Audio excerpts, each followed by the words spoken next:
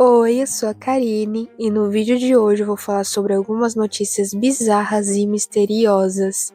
Vamos descobrir o que aconteceu com uma mala leiloada que esconde um segredo do passado, o caso de um homem que desapareceu após deixar uma carta dizendo que embarcaria em uma nave alienígena e até o mistério de um cérebro vitrificado encontrado na antiga cidade de Herculano. Fica comigo que a gente vai explorar tudo isso.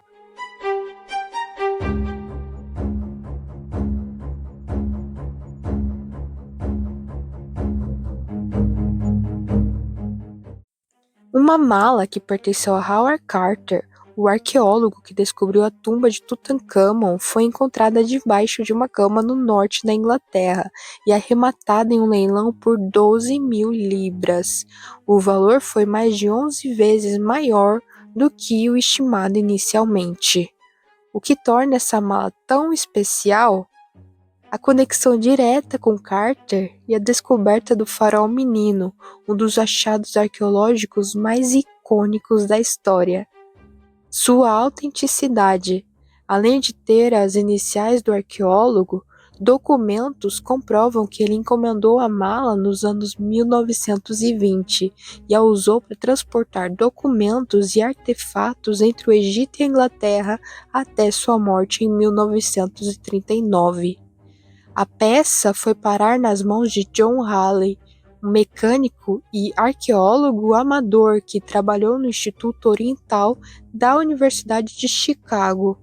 Ele e Carter se tornaram amigos e quando Carter deixou o Egito pela última vez, deu a mala de presente a Halley. O objeto foi usado por décadas e acabou herdado pelo filho de Halley, que o manteve guardado sob a cama por quase 50 anos. O especialista em antiguidades, David Harper, ajudou a identificar a peça e ficou surpreso ao ver que ela ainda tinha vestígios da areia do Vale dos Reis impregnados no couro, como se fosse uma cápsula do tempo. A venda aconteceu logo depois de outro achado importante, a descoberta da tumba do faraó Tutmés II, o primeiro túmulo real egípcio encontrado em mais de um século. Coincidência ou não, o fascínio pela arqueologia egípcia continua tão forte quanto na época de Carter. E um mistério inusitado está intrigando os moradores de Cornwall, uma região no sudoeste da Inglaterra conhecida por suas belas paisagens costeiras e vilarejos pitorescos. Por lá, 7 sutiãs foram encontrados amarrados em cercas e portões ao longo de estradas rurais, sem nenhuma explicação. Tudo começou quando o fazendeiro Michael Irving notou um sutiã vermelho preso a um portão. Alguns dias depois apareceu outro, azul, enroscado no arame farpado. E assim a coleção foi crescendo. Ninguém sabe quem está por trás disso, nem o porquê, mas os sutiãs sempre aparecem perto das vilas de Larry e Lostfield, duas pequenas comunidades localizadas na região, que já são bastante conhecidas pelos turistas por suas paisagens tranquilas e históricas. Irving e os vizinhos achavam que alguém acabaria assumindo a autoria como uma brincadeira, mas até agora nada. Enquanto isso, o mistério virou assunto na região. Será que a contagem vai parar em 7 ou mais peças ainda vão surgir? Ainda na Inglaterra, um mistério aéreo chamou a atenção de moradores de Plymouth, uma cidade portuária no sudoeste da Inglaterra, famosa por seu histórico marítimo e pela Marinha Real Britânica. Na noite de sexta-feira, 1 de março, um avião foi visto circulando a cidade até altas horas da madrugada, o que gerou bastante curiosidade. O avião, pertencente à empresa RVL Group, decolou de Nottingham, uma cidade no centro da Inglaterra, famosa pela lenda de Robin Hood e pelo seu castelo medieval. Ele partiu de Nottingham por volta das 10h50 da noite e fez um desvio estranho para Plymouth, antes de retornar à sua base no meio da noite. Quem acompanhou o voo pelo app Flight Radar percebeu que a trajetória parecia bem fora do comum, o que chamou ainda mais a atenção. A RVL é uma empresa de aviação especializada em fretamento e serviços diversos, mas o que deixou os moradores intrigados foi exatamente esse voo tão peculiar. Um residente comentou que, apesar de usar o app frequentemente, nunca tinha visto um voo tão estranho. O avião ficou circulando até por volta da 1 hora da madrugada e então seguiu de volta para Nottingham. Agora fica a pergunta: o que exatamente estava acontecendo nesse voo e por que ele escolheu esse caminho tão incomum? E um dos mistérios mais macabros da arqueologia pode ter sido resolvido. Como o cérebro de um homem virou vidro durante a erupção do Monte Vesúvio em 79 d.C. Esse caso aconteceu em Herculano, uma cidade romana costeira a poucos quilômetros de Pompeia, na Itália.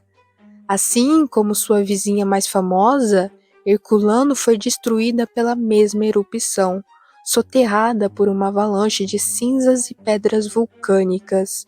Mas o que chamou a atenção dos cientistas foi o fato de que, dentro do crânio de um homem encontrado, havia um material vitrificado, algo extremamente raro. Por muito tempo, os pesquisadores acreditavam que as temperaturas do fluxo piroclástico que atingiu a cidade não eram altas o suficiente, nem esfriavam rápido o bastante para transformar o cérebro em vidro. Agora, um novo estudo propõe uma explicação. Antes do fluxo de lava e cinzas, uma nuvem de cinza super quente teria atingido o local primeiro, aquecendo e resfriando o cérebro rapidamente, vitrificando o tecido. A teoria é reforçada por fragmentos de carvão encontrados próximo ao corpo, que mostram sinais de exposição a múltiplos eventos de aquecimento. Algo parecido já foi observado em erupções recentes, como as do Monte Onzen, no Japão, em 1991, e do vulcão Fuego, na Guatemala, em 2018. A ideia de um cérebro de vidro foi debatida por anos, com alguns cientistas questionando se o material encontrado no crânio realmente era tecido cerebral, mas a nova pesquisa traz evidências de células cerebrais preservadas, o que fortalece a teoria de que, sim, esse homem teve o cérebro transformado em vidro no meio da fúria do Vesúvio. O homem que desapareceu depois de deixar um bilhete dizendo que estava embarcando em uma nave alienígena. Em uma noite tempestuosa de novembro de 1980, Grainger Taylor, um mecânico brilhante de 32 anos, desapareceu sem deixar rastros em Duncan, uma pequena cidade na costa oeste do Canadá. Ele não era uma pessoa comum. Autodidata, largou a escola cedo e se tornou um gênio da mecânica, restaurando desde motores complexos até um avião da Segunda Guerra Mundial. Mas o que realmente entregava sua família e amigos era sua crescente obsessão com a ideia de que estava em contato com alienígenas. Nos meses que antecederam seu sumiço, Taylor começou a usar LSD com frequência e construiu uma réplica em tamanho real de uma nave espacial com peças que encontrou em um ferro velho, até que, de repente, desapareceu, deixando apenas um bilhete para os pais. Mãe e pai, fui embora para embarcar em uma nave alienígena. Meus sonhos recorrentes garantiram uma viagem interestelar de 42 meses pelo vasto universo, depois da qual retornarei.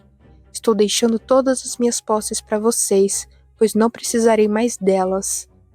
E ele nunca mais foi visto. 6 anos depois, um grupo de trabalhadores florestais encontrou um local de explosão na mata, não muito longe da fazenda onde Taylor morava. Entre os destroços havia restos de um veículo que a polícia confirmou ser a caminhonete dele. Fragmentos de ossos humanos e um pedaço de tecido, possivelmente parte de sua roupa, também foram encontrados. A conclusão oficial foi que Taylor morreu ali, possivelmente a manusear dinamite, algo que ele fazia com frequência, já que explosivos eram comuns na região para remover troncos de árvores. Mas a causa exata da explosão nunca foi determinada.